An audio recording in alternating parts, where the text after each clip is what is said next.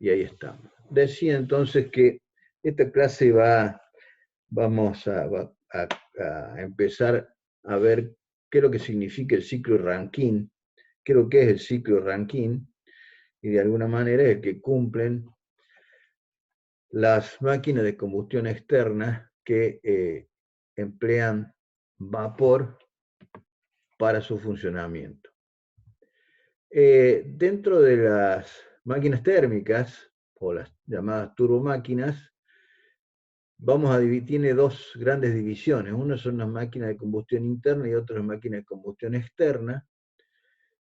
Máquinas de combustión externa son las que cumplen el ciclo Rankine, las que llamadas turbinas de vapor, o máquinas máquinas de vapor, y las máquinas de combustión interna, que serían lo que llamamos turbinas de gas o motores de flujo continuo dentro de las turbinas, y también dentro de las máquinas de combustión interna están aquellos motores que cumplen los ciclos Otto, como el motor encendido por chispa o por bujía, y los ciclos diésel o Sabate, que son hoy la mayoría se conoce como ciclo diésel, pero en realidad es un ciclo Sabate, los que utilizamos en mover automóviles, camiones, etcétera, etcétera. ¿Cuál es la gran diferencia entre motores de combustión interna y combustión externa? Que en los motores de combustión interna el fluido de trabajo se desarrolla o se arma dentro de la misma máquina, generalmente en una cámara de combustión, mientras que las máquinas de combustión externa, que serían las turbinas de vapor, al vapor lo generamos fuera de la máquina, en una caldera, sobre calentadores, donde ya vamos a ver las distintas partes, y a ese fluido lo dirigimos hacia la máquina. Las turbinas de vapor, y para la generación del mismo, se obtienen a través de la combustión de distintos componentes o distintos combustibles. Uno que se utiliza es el carbón, distintos tipos de carbón de leña. Yo también aportaría acá que se usa como una de madera, la viruta de madera, muy finita, muy finamente dividida. Se utiliza también para la generación de vapor. En algunas plantas se suele usar o se solía usar básicamente fuel oil, que era un combustible derivado del petróleo, un combustible pesado, pero relativamente económica. Y el combustible que mayoritariamente se trata de usar en algunas plantas de generación de energía eléctrica es el gas natural. También, digamos, estas serían las máquinas convencionales o plantas convencionales, pero también podemos producir el vapor mediante otro tipo de combustible, como el tipo nuclear también, ¿no? Y se está hablando y se está haciendo pruebas, generalmente no han tenido muy buen desarrollo, rendimiento, que sería a través de energía solar.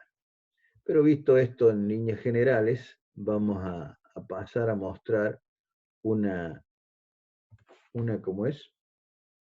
Una máquina de este tipo, que la tenemos acá en esta fotografía de alguna manera. Fíjense que tenemos la máquina dividida en varias partes. Y a lo mejor ustedes escucharon hablar de turbina de alta presión, turbinas de media presión, turbinas de baja presión. Esto es porque la primera que recibe el vapor lo recibe a la presión de trabajo de la caldera, y a medida que vamos realizando un trabajo por las etapas de los álabes de turbina, esa energía va disminuyendo, la energía de presión, entonces va bajando la presión de trabajo para las otras partes de la máquina.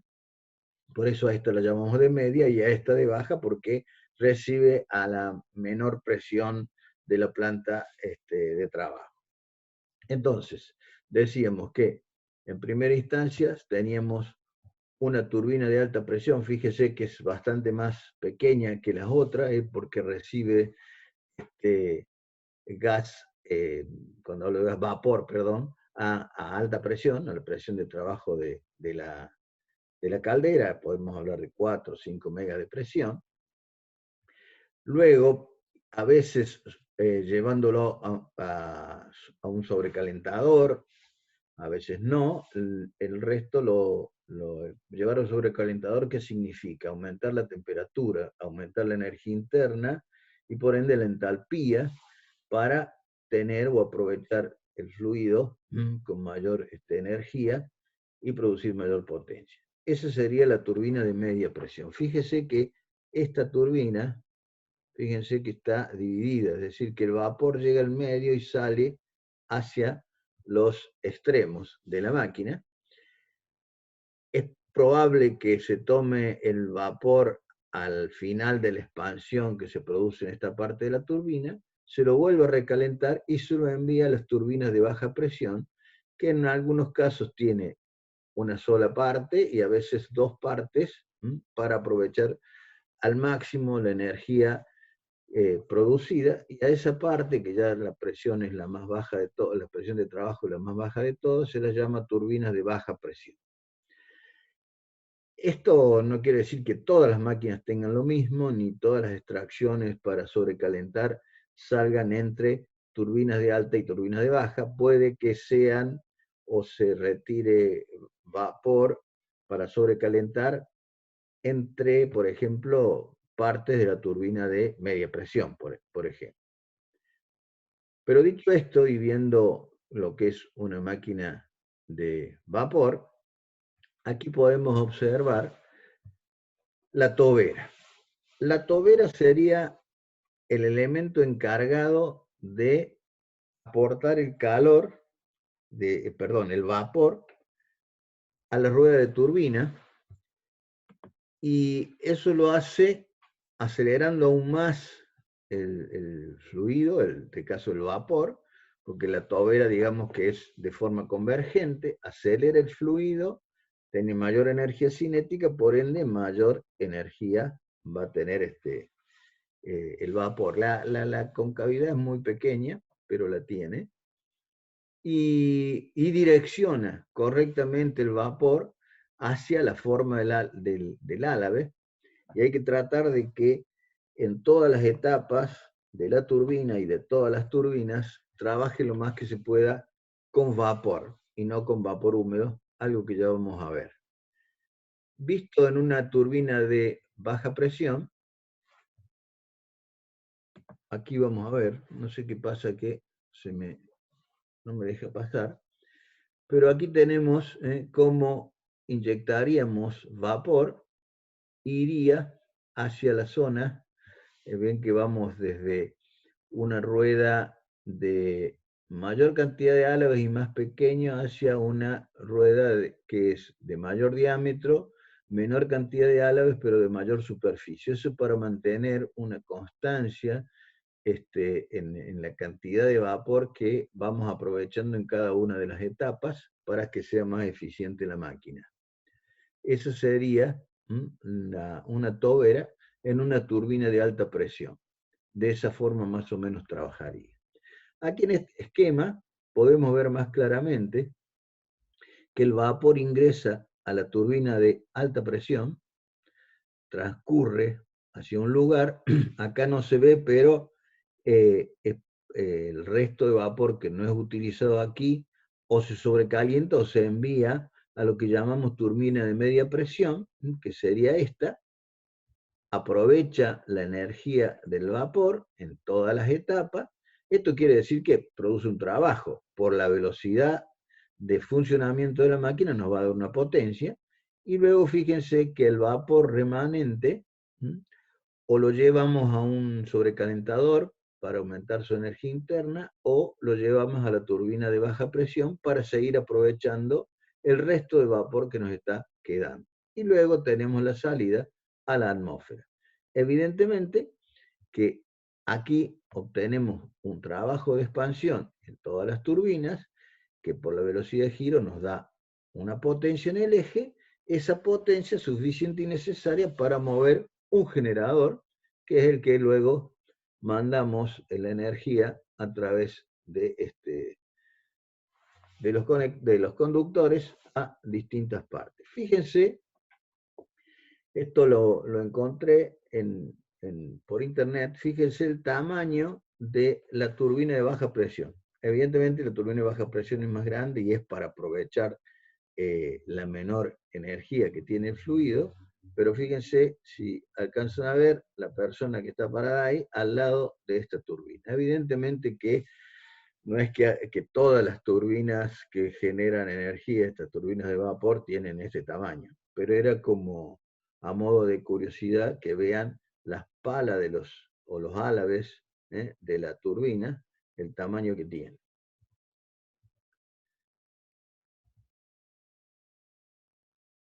Aquí vamos a mostrar, o vamos a ver, un esquema de una planta. Es esquemático esto, ¿no? Pero como para que veamos todas las partes, ya después lo vamos a repasar, cuántas partes tiene una turbina o una planta de generación de energía. Aquí tendríamos representada la caldera. De algún modo, con algún combustible, vamos a dar energía, vamos a combustionar para producir calor, de manera de calentar el líquido. Generalmente el líquido es agua, ya vamos a dar la vuelta y lo vamos a demostrar. Ese calor, en principio, en la caldera, sirve para generar vapor. Vamos a tener que necesitar una cantidad de calor suficiente y necesaria para que a la presión y temperatura de trabajo de la caldera nos permita generar vapor. Ahora, a ese vapor, para aumentarle en energía, y ya vamos a ver que hay más de una acepción del por qué sobrecalentamos, mediante otras serpentinas, fíjense que son todas serpentinas, intercambiadores de calor de alguna manera, podemos sobrecalentar el vapor, es decir, obtener vapor sobrecalentado con mayor entalpía para tener más energía en producir trabajo de expansión. Aquí esto que llaman recuperador de calor puede ser que tenga un economizador, se llama también economizador, que aquí también tenemos uno y lo estoy marcando, que sirven para calentar el agua que sale del condensador. Pero producido el vapor, que es el que energía de la cual vamos a aprovechar para mover a la turbina, pero también tenemos que tener una chimenea que es para sacar los productos de esa combustión. Ya vamos a ver que para ciertos combustibles y ciertas combustiones, evidentemente que estamos de alguna manera modificando la atmósfera. Al vapor producido, sea vapor seco o saturado o vapor sobrecalentado, lo mandamos a las turbinas. En este caso sería la turbina de alta, esta sería la de media, y luego pasa a la turbina de baja presión. ¿Sí? Solidaria al eje de esta turbina, que nos entrega una determinada potencia, el generador, que transformador mediante lleva a la línea de tendido eléctrico para distribuir la energía que ahí se está produciendo. Como vemos, tenemos una caldera, sobrecalentadores, ahorradores de combustible, una zona de combustible, vamos a tener que tener un depósito para el combustible, salvo que sea gas y que venga a granel por una tubería con una válvula a la presión de trabajo de la combustión del gas. Pero esto es cíclico, está permanentemente alimentado en forma continua, para lo cual vamos a necesitar que al final de la última expansión, que supongamos que tenemos, que generalmente se tiene vapor húmedo, tenemos vapor con un cierto grado de humedad, vamos a tener que pasarlo a líquido, para lo cual vamos a necesitar un condensador. Para que ese condensador tenga eficiencia también al vapor húmedo, vamos a necesitar torres de enfriamiento, en muchos casos enfriamiento forzado, para bajar la temperatura y obtener a la salida del condensador líquido para ser llevado nuevamente a la caldera donde se produce vapor. Por lo cual vamos a necesitar un depósito de agua. Fíjense que siempre están cerca de lagos o de ríos, que es donde tenemos esta materia prima en forma constante. La vamos enfriando, vamos a necesitar trabajar con bombas para hacer circular el fluido. Aquí vemos que tenemos una bomba que ya pasó por economizadores que nos aportan parte de energía en forma de calor para calentar el agua, y una bomba que esta última bomba es la encargada de llevar el fluido hasta la presión de trabajo de la caldera. ¿Se va entendiendo entonces? Ya lo vamos a ver cómo se cumple en el ciclo a esto. Dentro de las turbinas de vapor van a ver que hay turbinas de acción o de reacción, generalmente combinadas, más medio complicado por ahí hacer turbinas netamente de acción y de reacción, lo mismo que las turbinas de gas. También vamos a tener plantas que trabajan con turbinas de este tipo con y sin recalentamiento o sobrecalentamiento de vapor, con o sin extracciones de vapor. Esto vamos a ver que en algún lugar o a la salida de alguna de las turbinas o dentro de determinadas etapas se hace alguna extracción de vapor que está a muy alta temperatura fundamentalmente para ayudar a calentar el agua antes del ingreso a la caldera, de manera de consumir menos energía para producir vapor a la misma presión y temperatura de trabajo. Eso lo vamos a ver como tema específico de acá un par de clases. Esto que estamos viendo acá, normal, que tenemos turbina de baja, media y alta presión, se las suelen llamar tandem compound, turbinas en tandem compound. Y otras son cross compound, que son turbinas de bastante alta, mueven generadores bastante importantes, llegando a plantas de 600 megavatios de generación. Algo creo que tenemos aquí y lo vamos a ver. Aquí tendríamos un esquema de lo que veníamos hablando respecto a cómo el vapor que sale del sobrecalentador o de la caldera a una determinada presión es usada primero en la turbina de alta presión, va a la turbina de baja presión y esta, de media presión, y esta la turbina de baja presión, y luego lo tiramos a la atmósfera. Creo que este esquema es bien representativo de lo que queremos explicar y lo que venimos hablando desde el inicio de la clase. Creo que se ve bastante bien cómo dirigimos el vapor, evidentemente que esquemáticamente, hacia cada una de las turbinas que integran la planta. Siguiendo con este tema, aquí les muestro lo que es una cross compound turbogenerador, donde cruzamos en función de turbinas de alta, media o baja presión, fluidos para tener el máximo grado de aprovechamiento. No las conozco específicamente y físicamente, pero ¿qué es lo que nos permite este tipo de máquinas, donde tenemos intercambiadores de calor y generadores de vapor? Nos permite aumentar la potencia de la planta. Sería algo similar, sacando las distancias, de lo que es el ciclo combinado. Lo que hacemos en un ciclo combinado es aumentar la potencia de la planta utilizando una turbina de gas y una turbina de vapor, tema que vamos a ver más adelante.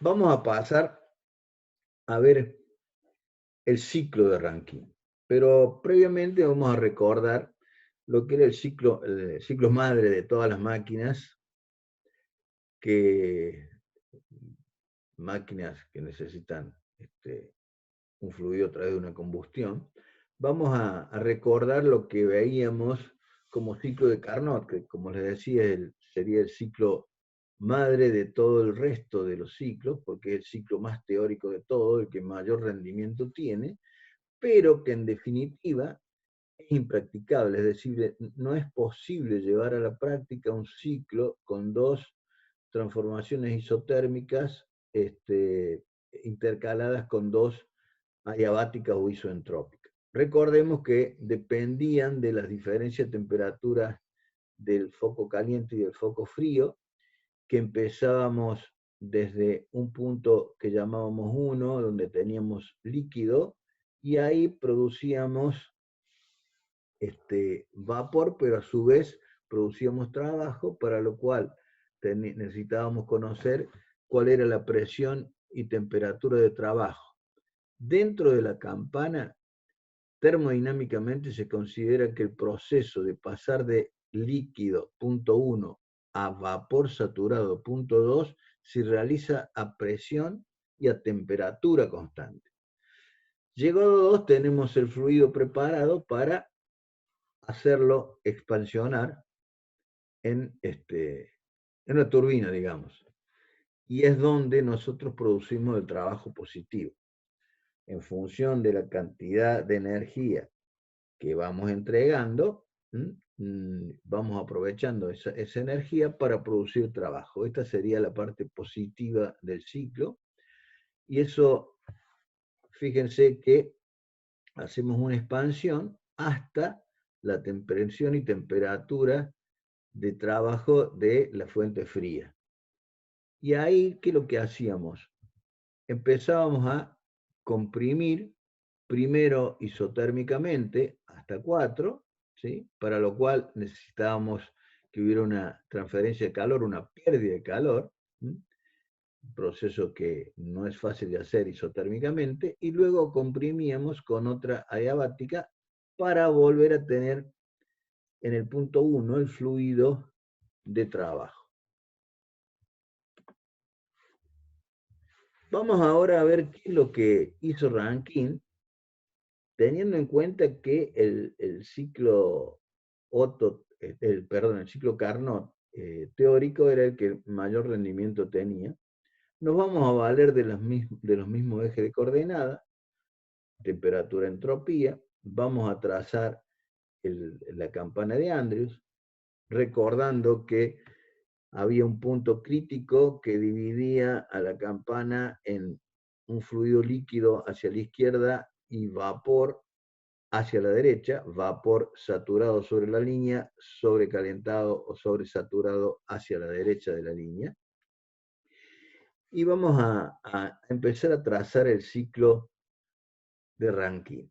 En realidad, vemos que desde el punto de vista del ciclo, tenemos acá un trabajo que realizar, en realidad, a partir de un aporte de calor, pasar el fluido de una condición a otra, es decir, de líquido a vapor saturado, dentro de los mismos puntos, similar a lo que hacíamos con Carnot.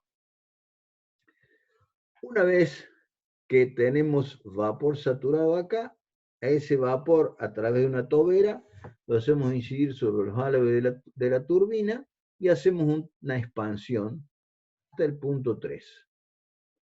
Ahora empezamos a estudiar algo más. En ese punto 3, ¿qué tenemos? Un fluido bifásico, en este caso vapor húmedo.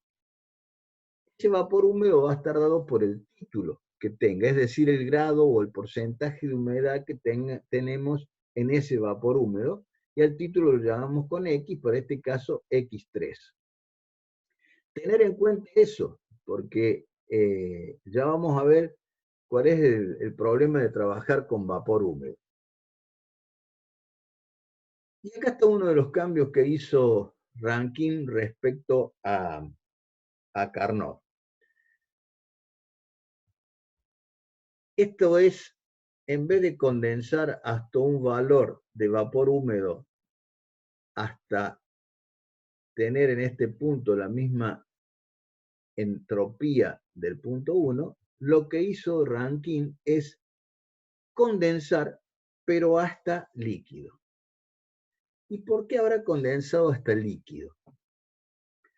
Porque mover un fluido bifásico y llevarlo a hacer un aumento de presión y llevarlo hasta la presión de trabajo de la caldera es bastante complicado, requeriría de un compresor muy, pero muy grande para poder hacerlo. En cambio, si nosotros condensamos, evidentemente que va a haber un mayor trabajo de condensación y a una presión de condensación determinada,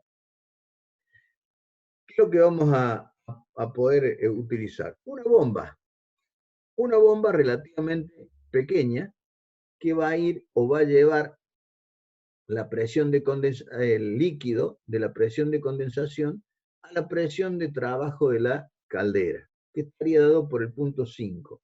En 5 y en 1 tenemos la misma presión.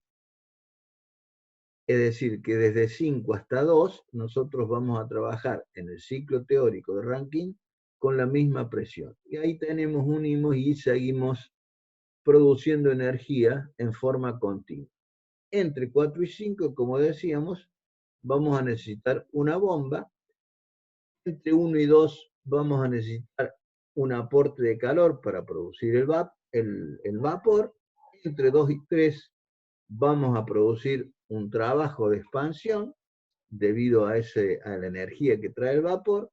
Aquí vamos a necesitar la fuente fría que recién veíamos. Esto parecido a Carnot. La diferencia fundamental es que vamos en el ciclo de Rankine, por un lado, a condensar hasta el líquido.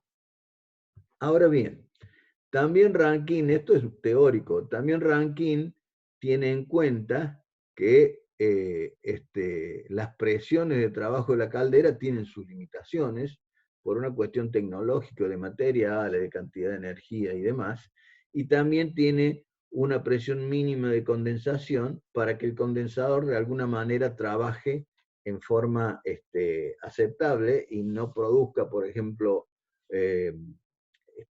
partículas o bolsas de aire que no permitan que el fluido fluya, permítame la expresión, fluya libremente por el condensador. No obstante, Rankine notó que seguía teniendo un problema, que es el mismo que tenemos acá en Carnot en este caso. En el punto 2 decíamos que teníamos vapor, y solamente vapor saturado. Pero ¿qué pasa cuando nosotros a través de la tobera empezamos a entregar vapor a las distintas etapas de la turbina? Y fíjense que inmediatamente o infinitesimalmente después de haber empezado a aportar vapor, empezamos a trabajar con vapor húmedo, teniéndose un grado de humedad al final de la expansión bastante importante. Y ustedes dirán, y bueno, ¿y cuál es el problema que tenemos con esto? El problema son que las gotitas de líquido, de agua en este caso, evidentemente que atentan contra la corrosión, o a favor de la corrosión.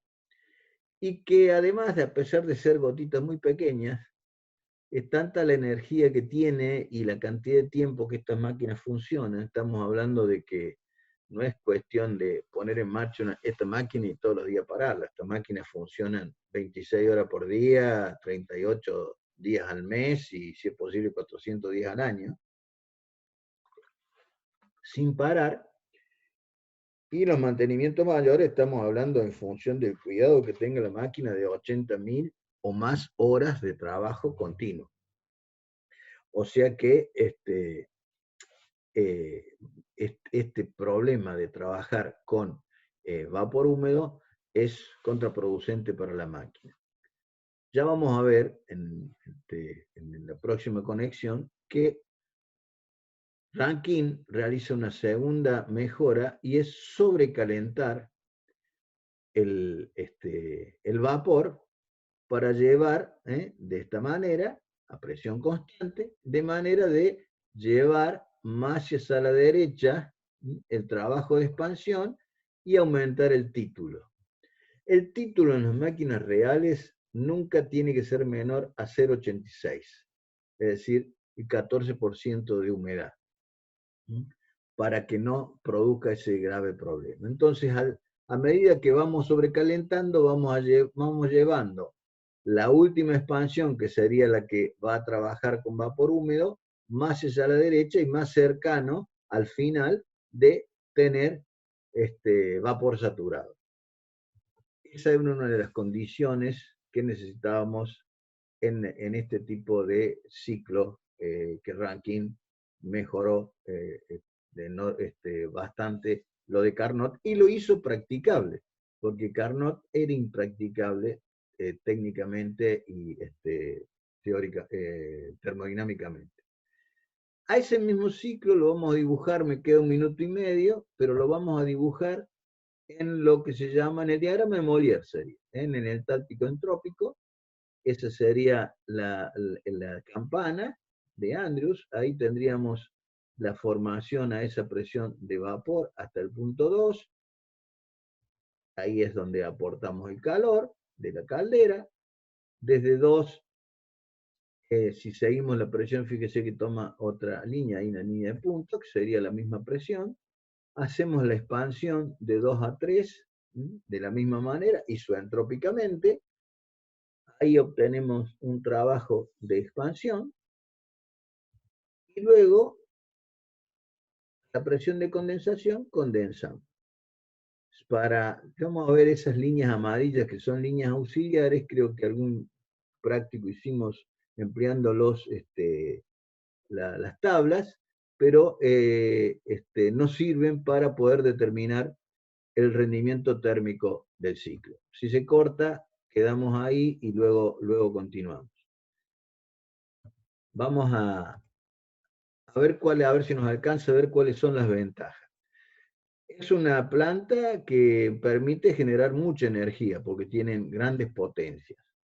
Por otro lado, como la energía que se puede utilizar es relativamente de bajo costo,